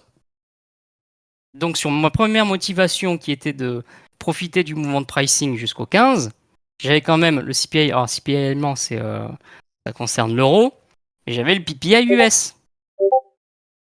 Donc je me préparais en fonction de ce qui sort le PPI US, et donc je l'avais en tête dans le collimateur, et éventuellement, selon comment il sort, de revoir mon scénario. D'en sortir, ou d'alléger, ou de réduire mon risque, enfin peu importe. Je me prépare à ça. Et évidemment, le mercredi, je me préparais. Il y avait le PIB euro quand même, il fallait le garder en tête. Et il y avait un autre chiffre, c'était les ventes au détail US, qui est aussi vachement regardé par la Fed. Et surtout le CPI, ça c'était mon trade. Et comme j'avais une deuxième motivation qui était en fonction de comment sort le CPI, je vais garder mon trade plus longtemps. Là, j'avais préparé un trade comme ça. Je regardais les 2 jours suivants. Qu'est-ce qu'il y a d'important? Toujours pareil. Sous l'effet d'anticipation de pricing, mon scénario pouvait devenir caduc ou bien renforcé le jeudi ou le vendredi. Donc ce que j'ai fait pour le CPI US, quelque part, je le fais aussi pour les autres chiffres. Pour me faire des scénarios de sortie ou de renforcement. Ça va? Ça, justement, ce que Claude est en train d'évoquer, il y a Jack qui m'avait posé la question, Jack chez Jonathan notamment, qui m'avait posé la question. Les paramètres à surveiller une fois que tu es en position. Ben là, ce que Claude est en train de vous expliquer, c'est ça en fait. C'est les paramètres qu'il allait continuer à suivre tout au long de la durée de vie de sa stratégie en cours sur le marché. C'est-à-dire que vous lancez une stratégie parce que vous avez pricé quelque chose, et vous allez pricer avec le marché. Et ensuite, tout au long de la vie de votre stratégie, au lieu de vous affoler sur le montant, parce que souvent ce que font les amateurs, c'est qu'ils regardent le montant en portefeuille en se tracassant. Bon, quand c'est en quelques minutes sur du scalping, bon, c'est autre chose. Mais quand vous êtes sur une stratégie, comme le disait Claude, en swing, vous allez surveiller certains paramètres en particulier qui pourraient avoir une influence sur votre trade en cours. D'accord? Et c'est ce qu'il est en train de vous expliquer là. Je laisse continuer. C'est ça, tout à fait. En l'occurrence, moi j'étais sorti le 16, jeudi 16 au matin, parce que le CPI était sorti légèrement en dessous des attentes. Donc pour moi, c'était pas assez pour que le mouvement, le pricing qui allait s'en suivre après le 15, il n'y avait pas suffisamment de potentiel pour que j'aille au-delà du 16. Donc le 16 matin, j'ai laissé la session asiatique pour continuer, laisser au marché pricer la bonne nouvelle pour lui, du CPI. Les ventes au détail étaient sorties conformes aux attentes, donc elles ne m'embêtaient pas, le PIB non plus. J'estimais qu'il y avait trop de danger avec les autres chiffres et pas assez de potentiel avec le CPI US pour rester plus longtemps. Donc je suis sorti le jeudi matin avec mes gains. Je m'en souviens. Et, d'ailleurs, c'était un excellent réflexe de Claude. Ça, c'est pour ça que ça va venir, ça va venir dans vos trades. Parce qu'en fait, il avait un autre chiffre écho, notamment le Philly Fed qui pouvait, et le chômage, qui pouvait éventuellement renvoyer le marché dans l'autre sens, même si le CPI était en deçà. Après, ce qui s'est passé sur le CPI, et celui-ci en particulier, c'est que il y aurait dû y avoir une donnée de publier, notamment sur les prix des logements en baisse. Et donc, du coup, le marché s'est mis à pricer que ça sera sur le prochain CPI. Donc, le prochain CPI, il est possible qu'il soit en baisse. Dans tous les cas, Claude, il a été prudent. Il s'est dit, OK, j'ai fait mon opération, j'ai été gagnant. J'ai anticipé le chiffre, certes, mais j'ai pricé comme le marché, puisqu'il a fait du pricing. Et donc, du coup, il a été gagnant sur sa stratégie. Et ça a été un bon réflexe de sortir avant. Pourquoi? Parce que depuis, c'est le yo-yo sur le dollar. Je ne sais pas si vous avez observé, et ça continue. Et donc, l'euro n'arrive pas à casser des niveaux clés. Pour l'instant, et parce qu'on attend encore ce prochain chiffre. Voilà, mais très bon réflexe de Claude. Je sais plus. Bah, je l'ai là, si j'arrête ça. Ouais, je suis en daily, je suis sorti vis-à-vis de cette réflexion-là. Quand j'étais entré là. Agrandis le chart, Claude, qu'on y voit Le plus. chart, Ouais. ok. C'est bon? Yes, c'est mieux. On y voit plus. Il est en daily, hein. Donc j'étais rentré en position quand le prix était là et voilà, j'ai laissé la session. Il avait quand même fait de bons mouvements. Ça, c'était le 14 mai, c'était le PPI. Là, c'était le CPI. Et puis bon, j'ai observé vis-à-vis de ce qu'on vient de dire, surtout Philly Fed. Je dis bon bah là je sors et puis bah je pensais que le pricing était terminé et il y avait du danger avec les autres chiffres. Et d'ailleurs voilà ce qui fait l'euro USD. Et après, si on observe, voilà, j'allais appuyer là-dessus, l'euro USD depuis, il fait quoi? Il retrace, parce qu'on a un dollar qui se renforce de nouveau, parce qu'entre-temps, il y a d'autres chiffres qui sont sortis. Et ce que vous pouvez observer, voilà, Claude a anticipé un chiffre. Vous voyez, quand on fait les CPI ensemble, comme on le fait, c'est une bonne méthode. Hein. C'est une très bonne méthode de trading pour éviter justement de s'exposer avant la news. Mais ce qu'a fait Claude, et il l'a fait notamment par le biais des options, on va pouvoir rentrer dans le détail de la stratégie après si vous voulez. Et il a anticipé par rapport aux données fondamentales. C'est-à-dire que toute la donnée que je vous envoie sur le Discord, elle est disponible. Il faut la lire. Quand vous la comprenez pas, n'hésitez vraiment pas à poser des questions. Claude, il a l'habitude, donc pour lui, c'est assez clair. Il me pose pas de questions. Pour lui, c'est très clair. Et si éventuellement, il y a des choses sur lesquelles il lui manquerait un truc, il n'hésitera pas à poser des questions. Mais enfin voilà, n'hésitez pas à poser des questions. Donc lui, ce qui s'est fait, c'est qu'il vous l'a expliqué au travers de tout le FAQ d'aujourd'hui, c'est qu'il a fait comme le marché. Il a pricé un CPI à sortir en baisse. D'accord? Et donc, du coup, il a monté sa stratégie. Et au final, si on fait le bilan, il a pris tout le mouvement depuis le CPI. Ouais, quasiment, ouais. Ouais, donc c'est super intéressant ce qui a été fait. Mais juste, si tu peux dire 2 mots sur la stratégie que tu as fait pour tout le monde, pour qu'ils puissent comprendre un petit peu. Tu expliques un petit peu ce que c'est qu'un call spread. Et ouais, ok. Je l'avais publié dans le Discord. Je l'ai affiché. Je sais pas si c'est petit. Ce que je vous présente là, je l'avais publié avant. Ouais, dans stratégie, tu l'as publié, ouais, tout à fait. Je l'ai publié. Mets-le en grand, le Discord, parce qu'on n'y voit pas grand-chose. Je sais pas comment faire. Ta page, là, tu peux pas la mettre en grand, là? Ouais, la fonte, là, je sais pas comment... Ah, ok. On peut faire ça. Full. Mais ce sera pas plus gros. Ouais, c'est vrai.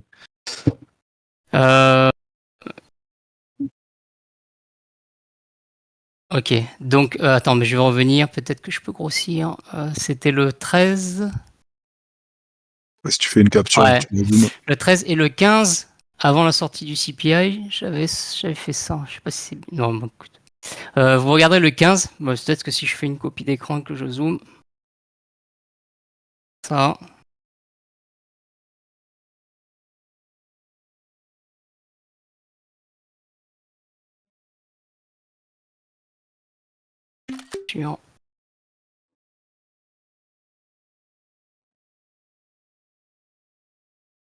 Alors, est-ce que je peux grandir ça? C'est bon? Yes, ouais, là c'est mieux. Ok. Donc je disais que je recommande pas d'anticiper un chiffre, c'est-à-dire en directionnel, hein, acheter ou vendre la volatilité, ça pourquoi pas, de le faire directement en futur ou au spot. Donc je l'ai fait en option pour avoir une question de gestion de risque. J'ai été directionnel haussier sur l'euro USD, donc je jouais la hausse. J'anticipais ce mouvement-là. Anticiper ce mouvement-là. Ok. Alors, je voulais le faire par un achat de call. Un call. Que j'ai pris à la monnaie. C'est-à-dire j'ai acheté un call dont le strike était le cours actuel de la paire de devises. Ok. En me disant, si mon scénario se produit, mon call prendra de la valeur, puisqu'il sera dans la monnaie. Et plus ça monte, plus mon call prendra de la valeur, qui sera bien dans la monnaie. Je l'avais pris à la monnaie strike 0,800, ici, là. Parce que quand on prend des strikes, on choisit pas son strike. C'est pas... Il y avait pas de... C'était soit 0,8, soit 0,750, un truc comme ça. 0,8. Le strike disponible sur le marché, sur un Voilà. contrat futur. Ce qui est coté, quoi. C'est pas de l'OTC, donc c'est ce qui est coté, c'est une option listée. Pour un certain coût, 502 $. Je me suis dit, sur le Forex, pour avoir des amplitudes énormes sur le Forex, il faut surtout un beau flight to safety, mais sur une anticipation de chiffres comme ça, quand on regarde la volatilité historique sur le Forex et notamment sur l'euro USD, surtout cette paire-là qui est très très très tradée, très liquide, on n'a pas des mouvements de fada. Donc je me suis dit, il va pas aller jusqu'au ciel. 502, c'est un peu cher. Je vais essayer de réduire un peu ça. Et donc j'ai, en plus de l'achat du call, vendu un call hors de la monnaie. Alors je l'avais mis, le strike, c'est la ligne verte, 0,95. Ça fait 150 pips, hein, à peu près. Je me suis dit, ça m'étonnerait que le CPI lui-même, seul, m'amène jusqu'à 0,95. Donc j'ai dit, je vends ce call-là. Il restera toujours hors de la monnaie, selon mon scénario. J'encaisse la prime. Pas énorme, hein, 35 $, mais c'était déjà ça. Je vous ai dit, vous voyez, je vais chercher max 150 pips. Et donc, je réduisais ma stratégie. Et donc, si mon scénario se produit, bon, ben tant mieux, je suis gagnant. Alors, attends, excuse-moi, Claude, juste, on va préciser, puisqu'on parle d'un call spread, t'as vendu le strike 1,0950. 1,0950. Donc, ce qui est important, comprenez un truc, c'est que quand il fait un call spread, c'est un pari directionnel en option, dans lequel il envisage une hausse. Il vend un strike éloigné du marché, en considérant que le marché peut le dépasser ou pas, il s'en fout en réalité. Mais ce qui est important ici dans sa logique, c'est de se dire, ok, je veux payer quand même moins cher ma stratégie, parce qu'il achète un call qui lui coûte un certain prix, et en vendant un strike un peu plus éloigné, il veut diminuer le coût de la stratégie, et surtout, ce qui est important, c'est que même si le marché venait à dépasser le strike, le deuxième strike de l'option vendue, il est gagnant quand même, parce que la première position, le premier strike le couvre. D'accord ?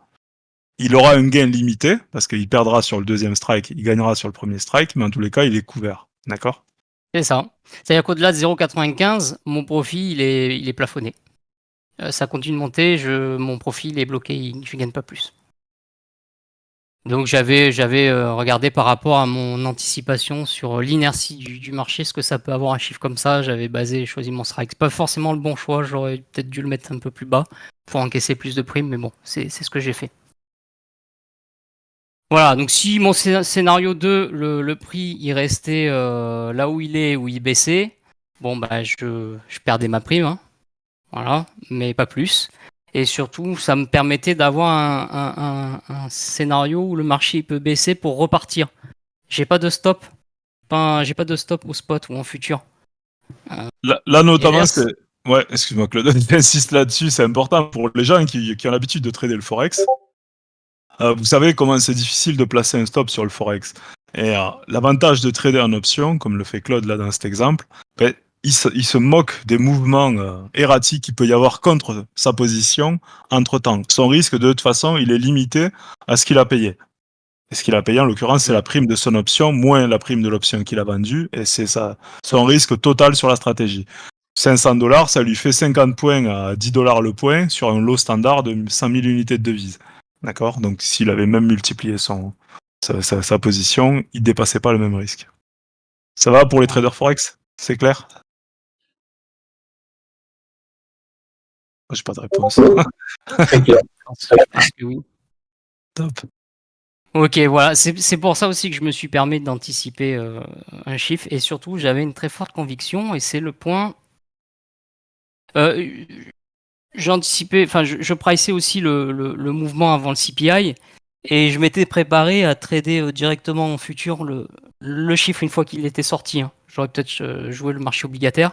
Bon, il était proche des attentes, on n'a rien fait, mais j'étais prêt aussi à faire autre chose que en plus de ce trade-là. Mais pas en futur, je me serais pas permis de le faire avant la sortie du chiffre. Donc pour les gens j'insiste sur ce point, pour les gens qui étaient sur le live CPI, parce que vous savez que tous les mois on fait des lives ensemble, on avait scénarisé justement toutes les éventualités. Bon, c'est vrai que ça avait été calme sur ce CPI, mais au final ça s'était confirmé comme bon, puisque le marché avait considéré que le chiffre était mauvais. Et donc du coup ce qui s'était passé, c'est que l'eurodoll était monté, et dans la sélection de l'investissement, l'eurodoll figurait parmi les actifs sélectionnés. Vous aviez l'eurodoll, et comme le disait Claude il y a 2 minutes, vous aviez aussi sur le marché obligataire des trades à faire. Donc, soit, si vous avez bien fait une étude de l'analyse macro avant, comme l'a fait Claude aujourd'hui, vous pouvez anticiper des stratégies, et dans ce cas-là, vaut mieux les faire en option plutôt qu'au spot, parce que vous n'avez pas le risque sur le stop. Et dans ce cas-là, vous pouvez faire une stratégie en amont. Mais si vous êtes au spot, vaut mieux attendre la publication du chiffre. Vas-y Claude, je te laisse continuer. Bien. Je vais avancer sur le point suivant. Je pense qu'on a tout dit sur la stratégie, et vous allez comprendre pourquoi je me suis permis d'anticiper le chiffre. C'est cet élément-là, et je finirai par ça. J'ai noté forte conviction personnelle. C'est personnel, hein, une conviction, vous la forgez vous-même par rapport aux différents éléments d'analyse que vous pouvez récolter, par rapport à ceux qui sont partagés, mais au final, c'est vous qui vous faites votre propre conviction, et c'est vous qui prenez votre propre décision. Donc moi, et on avait discuté avec Jay, c'était déjà vendredi, enfin il y avait dans le salon, il n'y avait pas que moi. Jay nous avait parlé d'un élément qui est partagé dans la recherche bancaire. Celui-ci, OER. Alors OER, ça veut dire quoi? Si vous voulez, c'est les loyers équivalents. C'est pour les États-Unis, c'est quel loyer paierait un propriétaire d'un logement s'il était locataire. Okay. Et cette donnée-là, donc le loyer équivalent, je ne sais plus la traduction, c'est Owner Equivalent Rent, je crois que c'est quelque chose comme ça, en anglais. Si j'en parle, c'est que c'est une donnée du panier du CPI. On a parlé tout à l'heure de comment est calculé le CPI. Une des données. Et il se trouvait, alors c'est pas très clair ensuite, mais peut-être que Jay pourra en dire 2 mots. Il se trouvait que assez récemment, ils avaient compris une chose, c'est qu'il y avait une évolution dans la façon de calculer ce loyer-là, ce chiffre-là, qui pouvait laisser penser que le CPI prochain, ou les suivants, mais en tout cas à venir, de fait de cette modification de ce calcul-là, pouvait le faire baisser plus fortement que ce qu'on pense. Et d'ailleurs, ça se traduit dans le graphique là. D'accord ? D'ailleurs, je l'avais noté sous le graphique. Hein. Et c'était noté, si c'est confirmé, le CPI sortira en baisse semaine prochaine. Et ça, je me suis dit, je pense pas que ce soit complètement dans les prix, ça encore, cette donnée-là. Et je me suis dit, mais est-ce que c'est vraiment important ? C'était toujours partagé dans la recherche bancaire, Bloomberg. Alors c'est peut-être un peu petit, mais vous lirez dans la recherche bancaire le 14 mai. C'est arrivé le lendemain, donc ça a appuyé, si vous voulez, ça m'a maintenu dans mon scénario. En gros, ça dit que la Fed, elle est préoccupée par cette composante OER. Le loyer, si vous voulez, ça l'enquiquine. Et je crois que le texte disait que la Fed pensait même retenir les taux directeurs un peu plus longtemps parce qu'ils n'étaient pas contents de l'évolution de ce loyer-là. D'ailleurs, cette composante-là, on peut la voir sur le site de la Fed il y a un district, là, je ne sais plus lequel, qui publie ça. C'est Saint-Louis, la fête de Saint-Louis. C'est Saint-Louis, ouais, Saint-Louis. Vous avez même l'indicateur, je suis allé le voir, de l'OER. Hein. Et vous voyez, une courbe, c'est un call skew. Surtout prenez en considération, c'est un call skew. prenez vraiment en considération que ce qui est publié dans la recherche bancaire, c'est de l'information avancée. Alors là, pour les débutants, c'est peut-être un peu compliqué, mais pour les gens qui ont quand même de l'expérience sur les marchés, mais vraiment essayez de vous concentrer sur la recherche bancaire, parce que c'est ça qui va vous faire passer un niveau, d'accord? Et la recherche bancaire, c'est vraiment de l'information de première main. Ça, c'est ce que vous payez sur Bloomberg en abonnement à 3000 balles par mois. Et là-dessus, vous allez avoir des données qui vont être complètement intégrées dans les prix. Donc la formation que vous fait Claude aujourd'hui sur l'intégration dans les prix, elle est juste fondamentale parce que qu'est-ce que considèrent les autres banquiers ou les autres traders, parce que c'est pas que les banquiers, ça va être les traders de hedge funds, etc., qui ont accès à ces ressources parce qu'ils les payent les abonnements aussi. Et donc du coup, c'est des sujets qui vont creuser et qui vont regarder en détail. Et ce qui va leur permettre justement de faire des trades. Et regardez d'ailleurs ce qui s'est passé sur le CPI. Le CPI, le marché, qu'est-ce qu'il a fait? Il est tombé. Il n'est pas tombé parce que le CPI était faible, mais il est tombé à cause de cette donnée-là, celle qu'il est en train de vous évoquer, Claude. En fait, ce qui s'est passé, c'est que les prix des logements sur la publication du CPI, elles n'étaient pas apparues, la baisse. Donc le marché, là, et là les professionnels, là je vous parle, de tous les traders de banques et de fonds d'investissement, se sont dit, ok, on a la donnée sur les prix de logement qui n'a pas baissé, parce que dans le détail sur les prix de l'inflation, c'était pas le cas. Donc ça veut dire que le prochain CPI, ça sera le cas. C'est-à-dire que là, l'OER, là, sur les prochains prix de l'inflation, ça va être intégré. Il y a de fortes chances que ce soit intégré. Si c'est pas celui du mois prochain, ce sera celui du mois d'après. Mais enfin, bon, là, il n'y a pas de photo. Je pense que ce sera celui du mois prochain. Et dans ce cas-là, le marché s'est dit, enfin, les professionnels se sont dit, OK, ils vont intégrer la baisse des prix des logements, le nouveau calcul. Donc, le prochain chiffre de l'inflation sera plus bas. Et c'est ce qui fait dire, notamment, si vous regardez dans la recherche bancaire Goldman Sachs, qui sont très dovish sur l'inflation, Goldman Sachs anticipe encore une forte baisse de l'inflation entre maintenant et fin d'année. Et c'est notamment à cause de cette équation. Je te laisse continuer, Claude. Ouais, voilà, on a fait le tour, mais effectivement, donc ça, cet élément-là, à garder encore en tête pour le prochain CPI, c'est pas fini. Moi, je me suis amusé après coup à aller regarder sur les données gratuites, enfin tout ce qu'on a nous à disposition les amateurs. Je n'ai rien trouvé sur l'OR, à part m'expliquer ce que c'est. Sur cette information-là, je ne l'ai trouvé nulle part. Donc c'est vraiment une valeur ajoutée. Si vous voulez, moi, si j'avais pas ça, je crois que j'aurais pas engagé, comme j'ai écrit, un trade avant la sortie du CPI américain. J'aurais pas une conviction aussi forte que ça. Voilà. J'aurais pas préparé un scénario 2 jours avant pour tenter de le poursuivre après la sortie du chiffre. Là, je l'ai fait principalement grâce à ça. Voilà, donc voilà, vous voyez un peu mon analyse. Vous voyez, là, j'ai pas fait de graphique, hein. J'ai zéro graphique. Ouais, c'était top, Claude. Pour prendre une décision, le graphique, je vais aller regarder. Effectivement, j'ai regardé où est-ce qu'il peut y avoir une résistance sur EURUSD. Une résistance pour voir un peu. Voilà, mais c'est tout. J'ai cherché à faire une analyse fondamentale pour voir quel sens prendre, quoi. Après, comme je disais, qu'on prenne pas tout le mouvement. Là, j'ai peut-être eu de la chance sur le mouvement, mais qu'on prenne pas tout le mouvement, mais que la moitié, c'est pas l'important. Mais l'important est dans le bon sens, quoi. Ou de naviguer dans un sens contraire, mais en sachant quel est le sens, quoi. Quand vous scalpez, par exemple, quand vous faites des allers-retours. Donc, c'est pas la vérité. Hein? Ouais, non, mais juste sur le mot chance, parce que t'as dit j'ai peut-être eu de la chance. Non, t'as pas eu de la chance, en fait. T'as augmenté le taux de probabilité de réussite de ta stratégie, en fait. T'es allé creuser, et c'est ça qui est toujours important quand vous faites un trade. C'est essayer de faire en sorte, d'abord, c'est pas juste le taux de conviction, parce que souvent on voit sur les formations amateurs, etc. Enfin, je l'ai vu à droite à gauche. C'est que les gens vous parlent du taux de conviction. Là, c'est même pas juste un taux de conviction, c'est la probabilité de réussite de votre opération. Claude, ce qu'il fait là dans son opération, c'est qu'il va chercher tous les arguments favorables et défavorables. Ensuite, il construit sa stratégie. Quand il construit sa stratégie, il fait pas le fou non plus. Il prend pas un trade purement spéculatif dans lequel il engage une somme astronomique. Vous l'avez vu, il fait un call spread.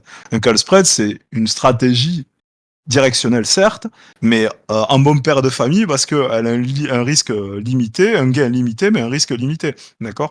Donc, c'est vraiment une histoire de probabilité. Et quand vous faites du trading, quand vous préparez des stratégies, c'est proba avant tout, quoi. Je la remets là, c'était directionnel, risque limité. Je risquais ça au pire pour un profit limité. Vous pouvez viser 1400 $. Mais oui, non, j'ai pas fait le dingue. J'ai pris qu'un contrat. Hein. C'est léger. Et après, Donc c'est voilà, c'est une histoire de patrimoine. Après, si tu avais un patrimoine Ah oui, oui, oui, 1 bien million sûr. sur la Non, stratégie, tu c'est aurais mis en adéquation. Mais en tous les cas, voilà, c'est ça. ce qu'il y a d'intéressant, c'est que le ratio risque-rendement, il est super intéressant, mais toute l'analyse en amont et toute la recherche en amont, elle est carrée, quoi. Donc vraiment, prenez en considération cette logique de pricing, parce que les marchés, ce n'est que du pricing. C'est-à-dire que souvent, en fait, ce que vous dites, et d'ailleurs, quand on fait les lives, je vous dis, on n'intervient que s'il y a un décalage par rapport aux chiffres publiés et par rapport au consensus. S'il n'y a pas de décalage par rapport au consensus, il se passera rien parce que c'est déjà intégré dans les prix. D'accord? Et donc Claude, là, quand il fait son trade en amont, c'est qu'il fait partie des gens qui font le pricing. Comme moi, comme tous les traders professionnels qui vont pricer une nouvelle en particulier. C'est super Claude, hein, franchement, ce live, je pense que je vais le mettre en numéro 1 sur le Discord à comprendre avant d'attaquer les formations en détail. S'il y a des C'est un questions, bon exemple. n'hésitez pas. C'est un bon exemple. Non, mais c'est C'est un vrai. bon exemple, en tout cas, de la démarche. Après, comme je l'ai écrit, la vérité, c'est qu'il n'y a pas de vérité. Je ne dis pas que mon analyse, elle est parfaite, mais c'est la démarche que je m'attends que vous ayez quoi, quand vous préparez les trades, quoi. La méthodologie, elle est parfaite. La méthodologie. Ouais, elle est parfaite. Voilà, N'hésitez sur pas plus s'il y a ce, des questions. s'il y a des questions, moi je vais m'arrêter là. J'ai assez parlé et puis ça fait Je suis 1h30. dispo si tu veux, il n'y a pas de problème. Laisse l'enregistrement si jamais il y a des questions. J'ai Non, mais pas, je vais j'ai rester. pas Quand une on question, regarde mais la Black Scholes. Tiens, t'en venais matin, je vais te donner des équations. Prépare-toi parce que demain matin, t'es interrogé en premier. j'ai pas J'ai une un question, rendez-vous mais demain peut-être matin. un complément Vas-y, vas-y. Comment? sur l'immobilier. Oui. Détrompe-moi, dis peut-être si je me trompe, mais par rapport à l'immobilier sur le CPI, j'ai cru comprendre que les chiffres de l'immobilier sont en retard d'environ 6 mois avant d'être intégrés sur le CPI, parce C'est qu'ils ça, se basent sur les nouveaux contrats de location. C'est-à-dire exactement. que toute la baisse qu'on a eue depuis janvier, elle n'est pas encore intégrée dans le CPI, elle Exactement. devrait Et en l'être à fait, l'issue de cet été. c'est juste, et absolument. Ben voilà, tu as compris là, ce qui se passe sur l'OER. Et en fait, ce qui va se passer, c'est que ça va être intégré à nouveau. Ils ont changé les méthodes de calcul pour que ce soit justement reflété dans les prix de l'inflation. Et l'actualisation devrait se faire bientôt. Je pensais qu'elle allait se faire sur le dernier CPI, comme d'ailleurs c'était mentionné sur Bloomberg et autres. Mais ce qui veut dire que techniquement, le mois prochain, ça va être intégré. Et à ce moment-là, ça risque de faire baisser l'inflation. Mais t'avais suivi, c'est bien. On voit un trader avancé là. C'est quoi ton prénom, Ouais. Cramby? Ludovic, non, je suis pas avancé, hein, t'inquiète, je suis loin de là. Non, mais ça va, parce que je vois que sur le fondamental, tu suis en tout cas. C'est bien. Je suis obligé parce que je suis en swing trading et il y a que le calendrier éco qui me fait avancer mes paires, quoi. Parce que Mais non, mais moi, c'est top. Hein. pas, comme tu dis, c'est pas un support résistance sur un graphique lunaire qui va me faire acheter ou vendre. Hein. Ah, tout à fait. Donc je me Non, non, cultive ouais. un peu, quoi. Mais au-delà Histoire même d'avoir les infos. au-delà du swing ou du court terme, peu importe, le fondamental et la macro-éco, c'est la clé. Hein. Vous verrez à la longue, Et on après, parle il de y a une macro-éco autre en permanence. info. Ouais, Il y a vas-y. une autre info, faut savoir sur le Forex. Toi, je t'apprends rien, mais c'est pour les autres, il y en a qui débutent.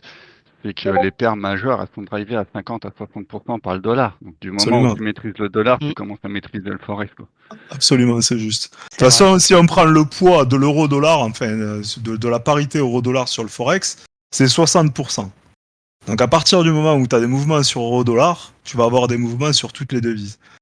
Le reste, après, il y a une grosse partie sur USD-Yen, et après, le reste, c'est insignifiant, limite.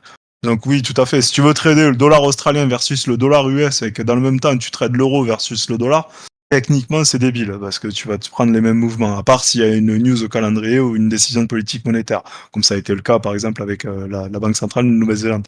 Mais en dehors de ça, globalement, ce qui drive le marché, c'est euro-dollar, quoi. Et le dollar en particulier.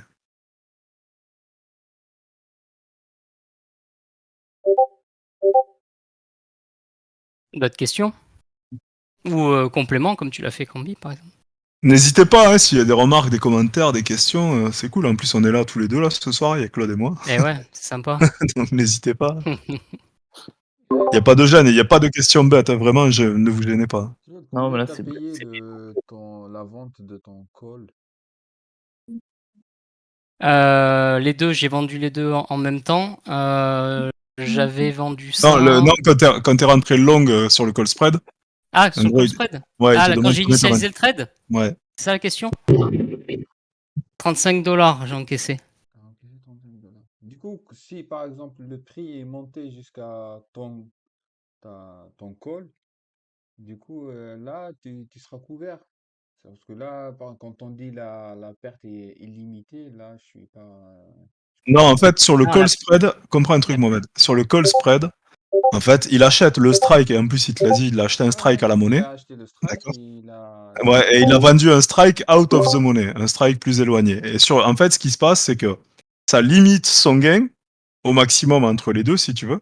Et entre le gain qu'il va faire sur le call avec le premier strike à la monnaie, et il va être limité par le strike qu'il a vendu. Et du coup, en fait, il n'aura pas plus de pertes, parce que du coup, il a diminué son montant de prix, parce que, je te donne un exemple, admettons qu'il a acheté 100 le strike 1, et qu'il ait vendu 30 le strike 2, au final, son risque, il est à 70 $. Et si le marché passe au-dessus du deuxième strike, il s'en fout parce que le premier strike couvre le deuxième strike. Tu vois ce que je veux dire? D'accord, ok. Voilà. Le call spread, et c'est pareil pour le put spread si vous faites un mouvement directionnel baissier, c'est des stratégies sécures, protectives. Mais voilà, il est en train de t'en faire Tu fais un un exemple. truc comme ça, là, par exemple. Donc, perte limitée. Commence à gagner. Et si le prix atteint le strike du call vendu, ben, mon profit est limité.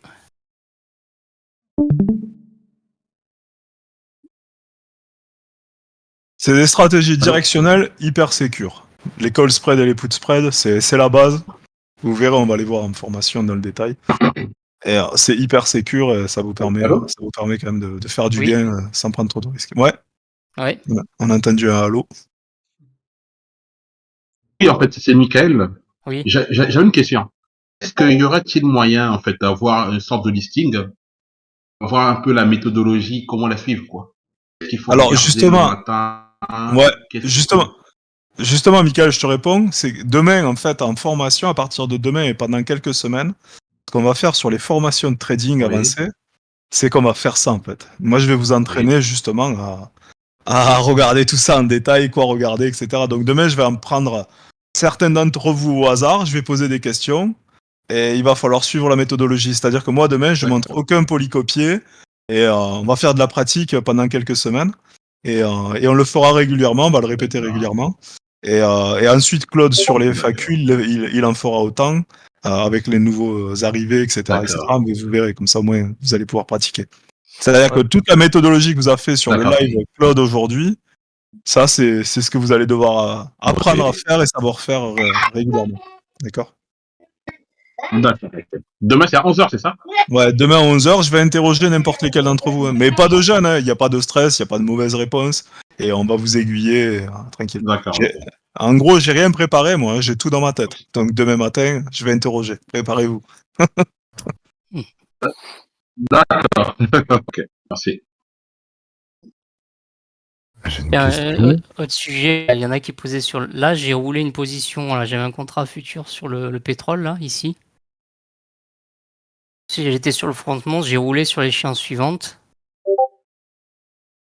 Donc tu voyais, c'est le... Là, on est en backwardation, c'est pour ça que j'ai vendu plus cher l'échéance frontmons. Et j'achète moins cher là. L'échéance suivante. Donc j'ai gagné de l'argent sur ce qu'on appelle le roll yield. Bon, j'ai pensé à ça parce que j'avais sous les yeux là. Ça va, Jack, toi qui me posais les questions justement sur comment préparer les trades avec ce que tu as vu aujourd'hui, est-ce que ça a été plus clair? C'est très complet. Impressionnant même. Ça fait un peu beaucoup, je trouve, mais ça va se faire, quoi.